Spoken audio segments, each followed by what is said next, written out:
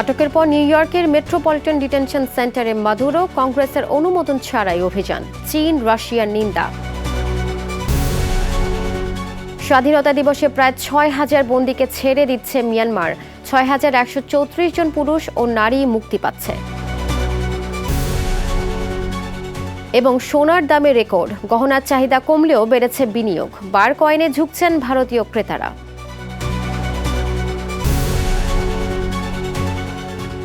বিশ্বজুড়ে ঘটে যাওয়া দিনের গুরুত্বপূর্ণ ঘটনাবলী নিয়ে আরটিভির নিয়মিত আয়োজন সারাদিনের বিশ্ব। আপনাদের সঙ্গে রয়েছি আমি আফসানা সুরাইয়া। ভেনেজুয়েলা থেকে দেশটির প্রেসিডেন্ট নিকোলাস মাদুরোকে আটকের পর তাকে নিউ ইয়র্কের মেট্রোপলিটন ডিটেনশন সেন্টারে রাখা হয়েছে। কংগ্রেসের অনুমোদন ছাড়াই এই অভিযান চালানো হয়েছে বলে জানিয়েছে হোয়াইট হাউস। মাদুরোর অনুপস্থিতিতে ভেনেজুয়েলার তেল খাত যুক্তরাষ্ট্র পরিচালনা করবে বলে জানায় ডোনাল্ড ট্রাম্প। এদিকে এমন ঘটনার নিন্দা জানিয়েছে চীন ও রাশিয়া। বিস্তারিত জানাচ্ছেন আব্দুল মালেক। যুক্তরাষ্ট্রের প্রেসিডেন্ট ডোনাল্ড ট্রাম্পের নেতৃত্বে ভেনেজুয়েলার প্রেসিডেন্ট নিকোলাস মাদুরোকে গ্রেফতার করে যুক্তরাষ্ট্র। বর্তমানে তাকে রাখা হয়েছে নিউ ইয়র্কের মেট্রোপলিটন ডিটেনশন সেন্টারে। মাদুরোকে মাদক ও অস্ত্র চোরাচালানের অভিযোগে ম্যানহাটনের ফেডারেল আদালতে হাজির করার প্রস্তুতি চলছে। এদিকে মাদুরোর অনুপস্থিতিতে ভেনেজুয়েলার তেল খাত যুক্তরাষ্ট্র পরিচালনা করবে বলে জানিয়েছে যুক্তরাষ্ট্রের প্রেসিডেন্ট ডোনাল্ড ট্রাম্প। আমরা এটি পরিচালনা করব এবং নিশ্চিত করব যে এটি সঠিকভাবে পরিচালিত হচ্ছে। আমরা তেল অবকাঠামো পুনর্নির্মাণ করতে যাচ্ছি, যার জন্য বিলিয়ন বিলিয়ন ডলার খরচ হবে। তেল কোম্পানিগুলো সরাসরি অর্থ প্রদান করবে। আমরা নিশ্চিত করব যেন তেল খাত সঠিকভাবে পরিচালিত হয়।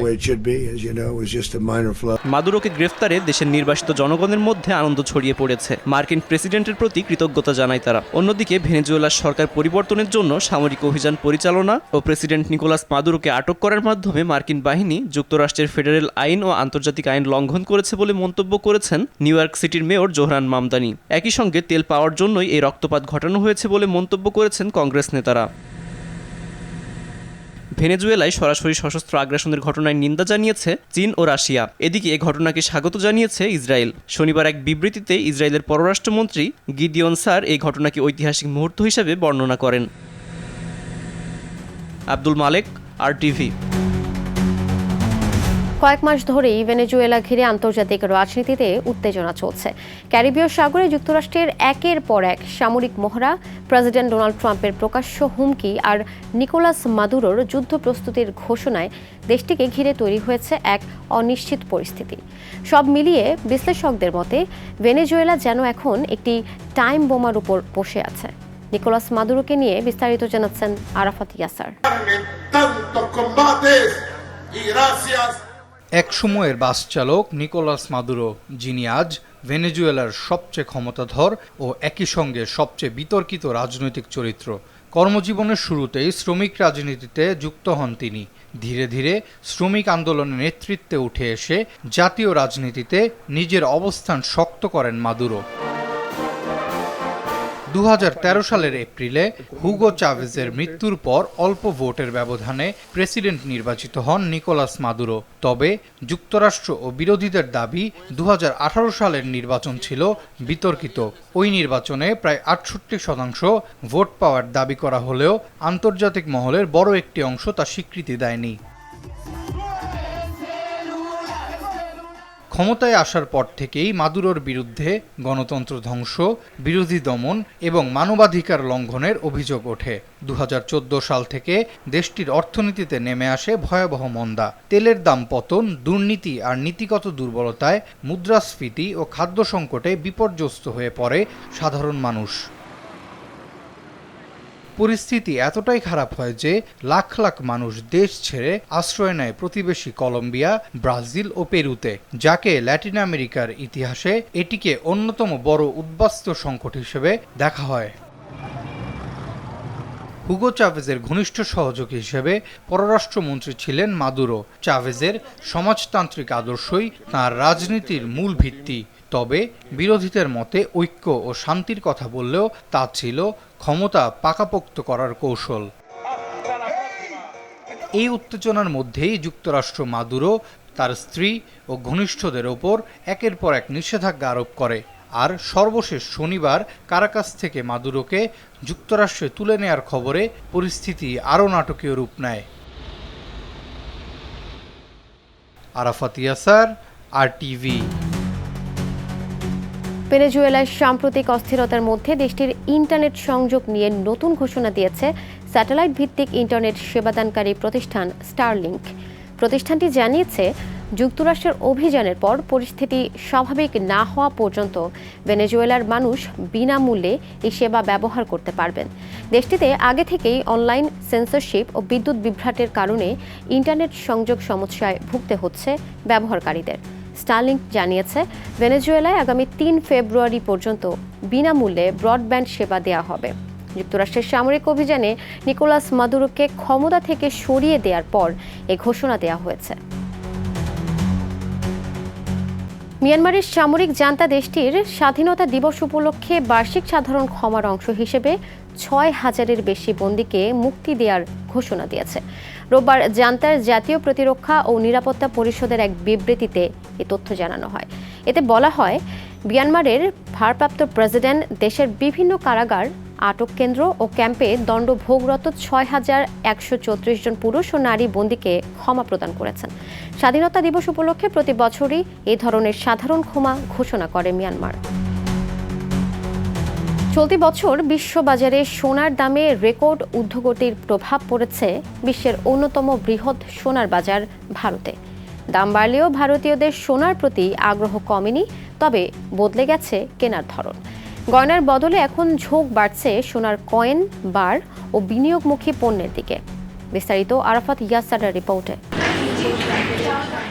চলতি বছর বিশ্ববাজারে সোনার দাম বেড়েছে প্রায় ৭১%। ডিসেম্বরের শেষ দিকে প্রতি আউন্স সোনার দাম ছুঁয়েছে সর্বকালীন উচ্চতা। এর প্রভাব সরাসরি পড়েছে ভারতের বাজারেও। সেখানে সোনার দাম বেড়েছে প্রায় ৭৭%। একই সময়ে শেয়ার বাজারের উত্থান তুলনামূলকভাবে অনেক কম।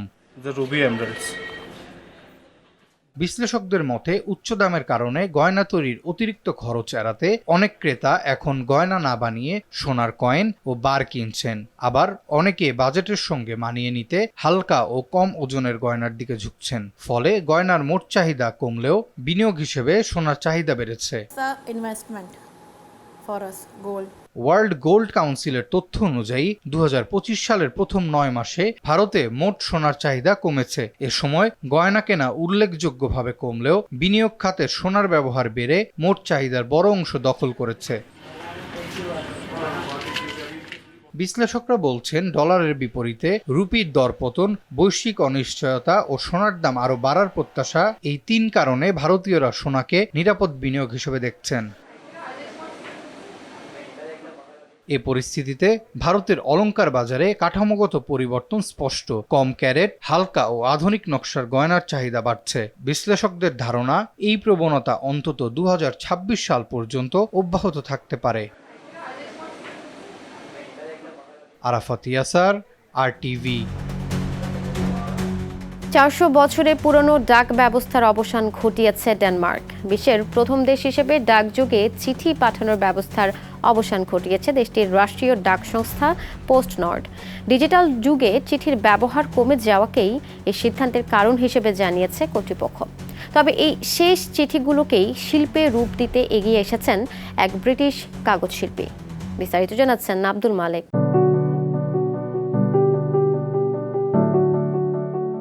ডেনমার্কে আর বাজবে না ডাক পিয়নের সাইকেলের ঘণ্টা, আর খুলবে না লাল রঙের সেই পরিচিত ডাক বক্স। ৪০০ বছরের ইতিহাসের ইতি টেনে গত ৩০ ডিসেম্বর শেষ চিঠিটি বিলি করেছে দেশটির রাষ্ট্রীয় ডাক সংস্থা পোস্ট নর্ড। ক্রমবর্ধমান ডিজিটালাইজেশন বা প্রযুক্তি নির্ভরতাকেই এই সিদ্ধান্তের মূল কারণ হিসেবে জানিয়েছে তারা। এই ঐতিহাসিক মুহূর্তটিকে হারিয়ে দিতে যেতে চাননি British paper artist Gillian Taylor. ডাক সেবা বন্ধ হওয়ার ঠিক আগ মুহূর্তে তিনি ডেনমার্কের মানুষকে অনুরোধ করেন যুক্তরাজ্যের ডেভন কাউন্টির এক্সেটার শহরে একটি পোস্ট বক্সে চিঠি পাঠাতে। উদ্দেশ্য, ডেনমার্কের শেষ চিঠিগুলো দিয়েই তিনি তৈরি করবেন একটি বিশেষ শিল্পকর্ম। তার আহ্বানে সাড়া দিয়ে অনেকেই পাঠিয়েছেন নানা ধরনের চিঠি। টেইলর জানান, মানুষ শুধু চিঠি নয়, পুরনো ছবি, হাতে আঁকা স্কেচ, কোলাজ, এমনকি বার্তা ছাড়া শুধু ঠিকানাযুক্ত খামও পাঠিয়েছেন। অনেকে ডাক সেবা বন্ধ হয়ে যাওয়ায় গভীর দুঃখ প্রকাশ করছেন। একজন লেখক চিঠিতে ফিরে গেছেন শৈশবের ছুটির দিনে সঠিক পোস্টকার্ড খোঁজা, কি লিখবেন তা ভাবা, ডাকঘর থেকে স্ট্যাম্প কিনে কার্ড পোস্ট করার সেই পুরনো প্রক্রিয়ায়। আরেকজন লিখেছেন নরওয়েতে থাকা খালার চিঠি পাওয়া স্মৃতি, যেখানে রান্নাঘরের টেবিলে একসঙ্গে বসে চিঠি পড়ার দৃশ্য উঠে এসেছে। এই চিঠিগুলো দিয়েই তৈরি হবে টেলরের নতুন শিল্পকর্ম মেড ভেনলিগ হিলসেন, যার অর্থ শুভেচ্ছান্তে। শিল্পী আশা করছেন এই কাজটি যুক্তরাজ্য ও ডেনমার্ক দুই দেশেই প্রদর্শিত হবে। ডিজিটাল বার্তার যুগে হারিয়ে যাওয়া হাতের লেখা চিঠির স্মৃতি এখন আর শুধু অতীত নয়, বরং শিল্পের মাধ্যমে বেঁচে থাকবে ইতিহাসের পাতায়। আব্দুল মালেক, RTV। দর্শক, এর সাথে শেষ করছি সারাদিনের বিশ্ব। RTVর সাথেই সংযুক্ত থাকুন, মতামত জানান RTVর সামাজিক যোগাযোগ মাধ্যমগুলোতে।